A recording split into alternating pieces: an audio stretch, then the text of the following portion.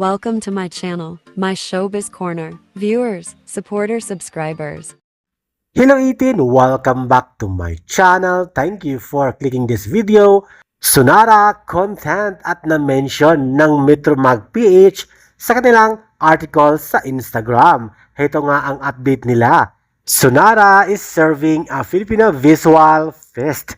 Ibig sabihin, open na ang Sunara sa pagmumodel in terms of print ad like magazine, like Metro Mag. At ito nga nasusulat sa Metro Mag PH update nila sa Instagram. Witness the rise of a new generation of P-pop superstars representing the Philippines with fire, grace, and undeniable talent. Hashtag Sunara is officially making waves. Megumi, Lay, Nami, Ila, Dominic, Eureka, Aten are not just delivering hits like their debut single Tabe. They are serving us that signature, breathtaking Filipina beauty that hits different. So proud to see our homegrown talent taking center stage and further propelling P-pop.